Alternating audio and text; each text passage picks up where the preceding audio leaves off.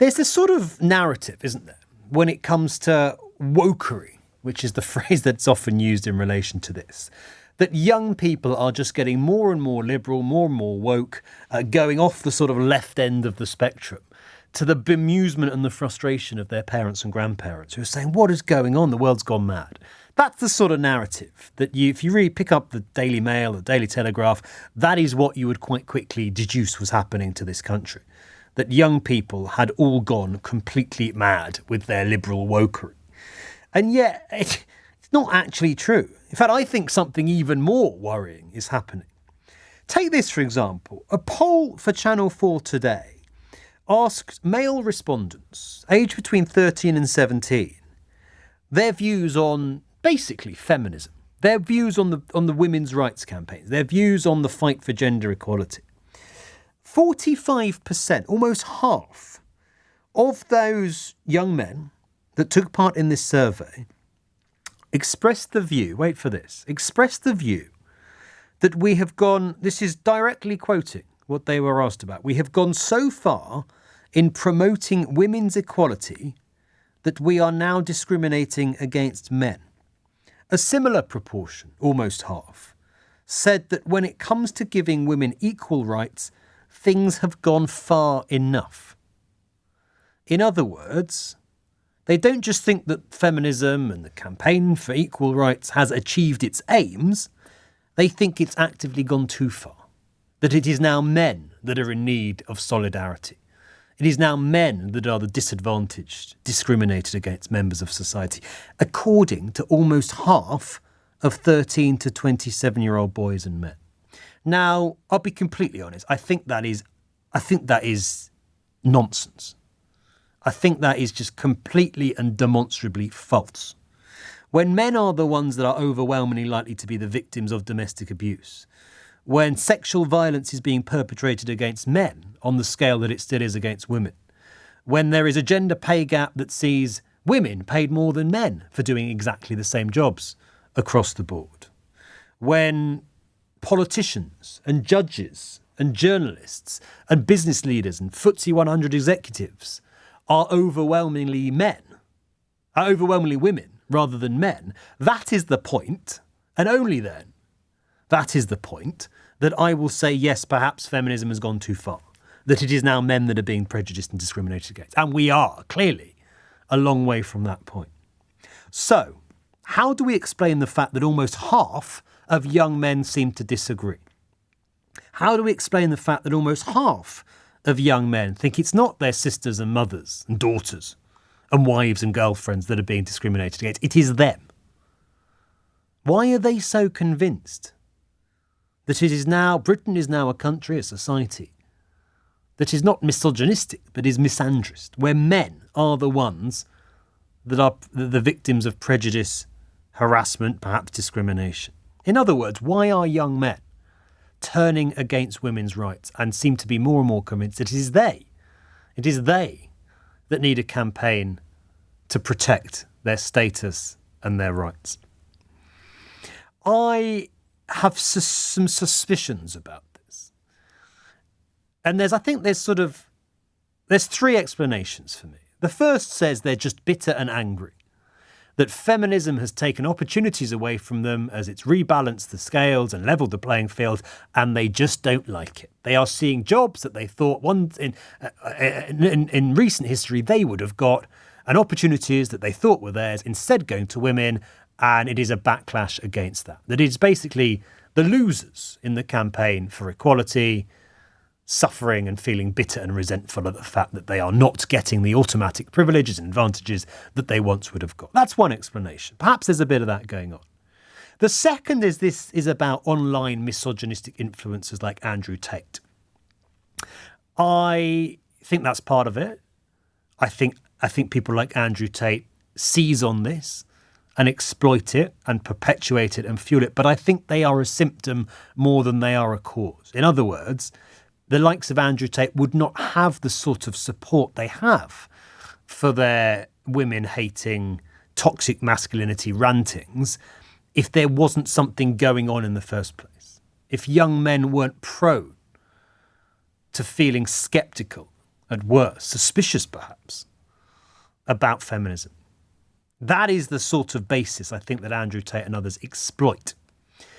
The third thing is quite contentious, and some of you might not like it, but I think it's true nonetheless. I do think that too often, at times, those that are part of the sort of the feminist agenda, of which I would include myself, use rhetoric and language that is demonising to men. When men feel that they are being portrayed as all aggressive, violent, potential criminals, that does not spark support, it does not spark solidarity, it inevitably sparks hostility and a backlash. Because I hazard a guess that a lot of those young men feel that feminism and feminists see them as nothing more than sort of useless, worthless, lazy, irrelevant, potential violent attackers. Not saying that's true, but I think that's how they feel. That is how they feel they are depicted increasingly by the sort of conversation we have. And in that context, I understand why some of them might be getting fed up and angry about that. There's different elements to this, but it's absolutely, I think, pretty critical that we get to the bottom of the question of why young men are turning against women's rights. If we accept, and you may not, but I do, that the campaign for women's rights is still absolutely vital and necessary. Why do so many young men increasingly seem to think the opposite? Why do they seem to think it's gone too far? Let's talk to Dale in Lewisham about this tonight. Dale, evening. Hi there, good evening. Talk to me about this, because Dale, I'll be honest with you, I am baffled at how anyone, frankly, man or woman, can think that it is men in Britain that are discriminated against rather than women. See, I don't find it hard working with lots of young people, and obviously I'm not young anymore, I'm 36, but being a young man growing up with the feminist movement, I can fully understand it, to be honest.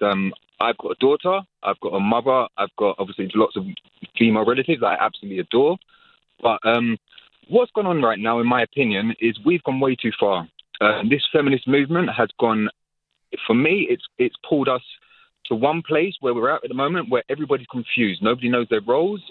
And it's not about equal pay and stuff like that. I'm all in agreement about equal pay, equal rights and equal stuff like that. But we do not need it pushed in front of our face all the time that feminists need rights. Feminists need, females need this, females need that. Because in my opinion and my actual understanding from being brought up in this country in particular, females actually have more than enough rights. If not, we've gone past it to the point where they have more rights than a lot of men in this country. Give me an example. Give me an example of a right that a woman has that you think a man doesn't. Okay, for example, my children, I've got two children. I had to fight tooth and nail for my children. My education, my educational history, my upbringing, everything, in my opinion, is superior to the females. Yet I had to fight because she has all the rights. When you said the females, you mean the mother of your children? The mother of my children. Okay. To the point where I still struggle to this day to see my children. I am more responsible than the woman. I can tell you this absolutely factually. I have a better job than the woman. Well, she doesn't work, in fact. Can we call her the mother, country? Is that all right? The mother of my child, sorry, yeah. That's all right. She doesn't need to work because obviously the benefit system pays her as much as she wants. They pay for a house, which is bigger than my house.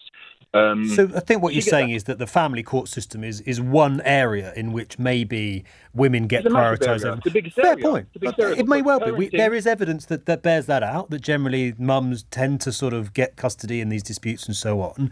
And where this country is going wrong is parenting. And the parenting is confused right now because females are trying to be more manly and what do you mean by that? What do you mean by that? When you say what I mean by that is controlling, is power. And when I say power, I don't believe a man should have power over a woman, by the way, because I speak to people and a lot of people think I'm controversial, and I'm not controversial. I'm just quite old school, and I believe in old school things. When I see, for example, old relationships, and I see my grandparents, I see a perfect relationship. And in that relationship, we had an understanding where the mother understood what the man's role was, and it worked amazingly. And they had problems, like any relationship had. But actually, it worked. It worked amazingly. What, And a most of world my- in which women weren't able to pursue their dreams or have any sort of career? It worked amazingly. No, Worked amazingly for who? Not that. At the end of the day, a woman has to hold a child for 9 months.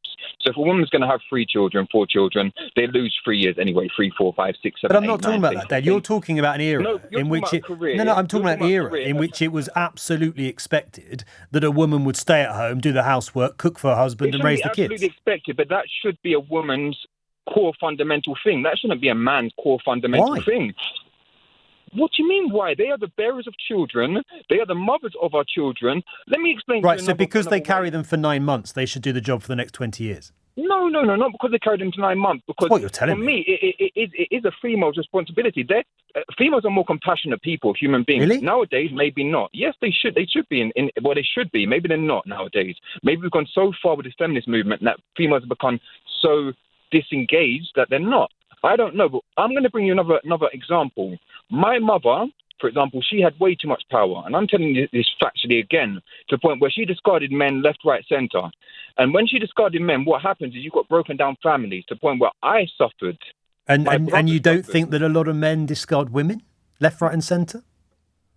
Maybe it does, but the female can have the children. The female can have the child, breed, have the children, get the property, and then discard the man. All right, Dale, I'm going to pause you there because Harry's on the line from Richmond, and I think he's going to offer us a slightly different perspective. I'll let you come back in a moment. Dale, Harry, hi.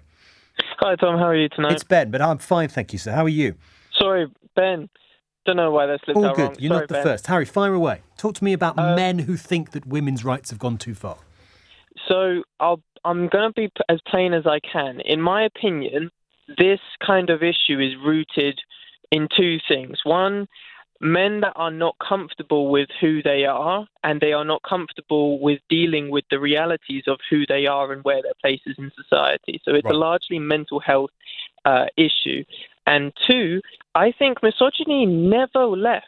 Misogyny, as we knew it, and the growth of the feminist movement, it just caused misogyny to be quieter, and it was behind closed doors. It was still being taught to the youth, and it was still ever present in our children, except we just didn't know about it because it was being done very quietly, because we felt shame. And again, it's that mental health, it's that safety in ourselves. Harry, what did you make of what Dale was just saying, that actually women have too many rights in this country, he thinks?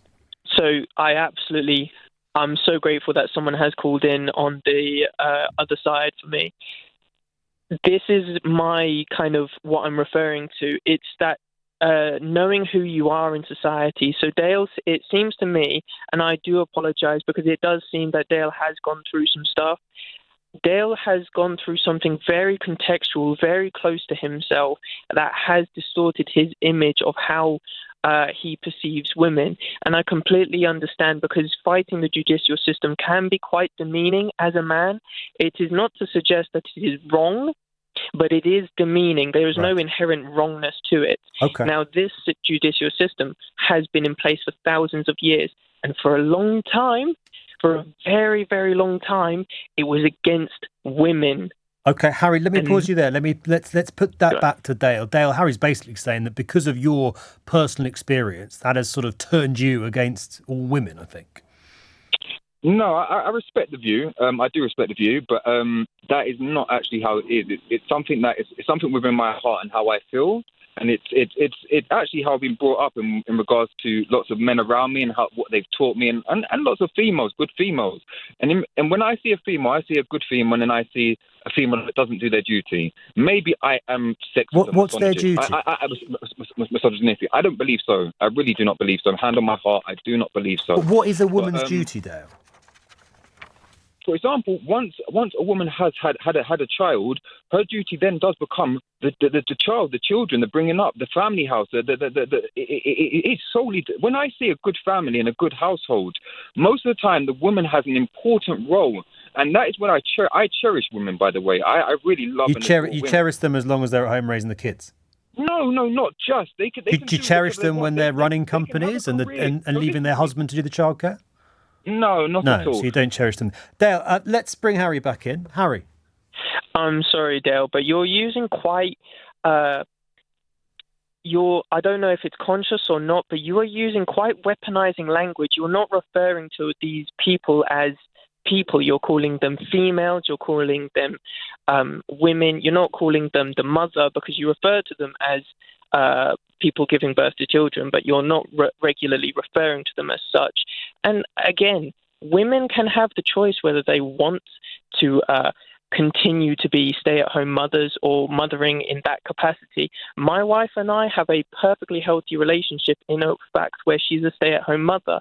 And I have said to her to this day, should she choose to work, please, by all means, take me out of work and go and earn some money, because it's about that independence. It's that right, because she has the right to make a decision, including me. Okay. Dale? No. I'm actually in agreement now. I'm not going to disagree with anything he just said. I believe women have rights. Women should be able to do whatever they want. But where I struggle is when women make a choice to have a family or have children. Because what he just said there is he's got a wife who stays at home with the children, and it works amazingly. But he's also saying that he would be. But Dale, he's also saying, Harry, correct me if I'm wrong, but you're also saying you would be completely happy if that was the other way around. Harry has said to his wife, if she wants to go back to work, he'll stay at home and look after the kids. I don't have any problem with that, but you seem to. I've actually not got a complete problem with that, not an absolute problem with that, but my problem is the duties and the context when it comes to a relationship. And that's where, for me, it becomes very, very difficult, because when you have a relationship and two people to come together, there has to be roles. And in my opinion, there is no roles anymore. It's just we are both the same. A man and a female are the same. A man and a female has never been the same. All right, Harry. A man and a female has never been. Okay, let Harry come back, Dale. Sorry, Dale, that's very contextual. That's very much something that is personal to yourself. That is something that you want for your relationships and for your things. The topic that we're kind of discussing is largely more about society. It's not necessarily about our personal views, because my personal view is absolutely irrelevant to the one that we're trying to cover, in the fact of that there are young men who are actually believing that women are somehow overpowering men. Like, can we please, for a second, slow the conversation down and understand that there is an active institutional oppression to women? Now, we can go in through the many avenues. We can talk about the fact that domestic violence, we can talk about education, we can talk about the job sector. There is largely institutional oppression of women. And Harry, it is intersectional. Sorry. I'd agree with you. I'd agree with that there is in this society still largely oppression of women. Dale, would you accept that? I wouldn't accept that, to be honest. No, I don't believe in this society, in this modern day. I think this is probably the least oppressive generation ever in history of histories. I believe that women aren't oppressed anymore. I believe that, like any generation, there's going to be things like that we don't like as human beings. Like people will commit murder. But would you not say, people will Dale, commit awful acts on females? But that doesn't mean that people aren't committing awful acts on men. But do you know what happens when someone commits an awful act on men? Most time, men do not even talk about it. So, for example, we talk about domestic abuse, stuff like that. Do you know how much domestic abuse is done to men? People say, "Oh, it does." A lot. It's still overwhelmingly. It's still overwhelmingly against women. Dale, you're right. Of course, men can be the victims of domestic abuse. Overwhelmingly, the victims of domestic violence are women, which I think was Harry's point. One of many examples as to why we still have a country where women are the more oppressed gender, the more oppressed sex. Dale, thank you very much. Dale and Lewis from Harry in Richmond. We'll leave it there because loads of calls coming in. More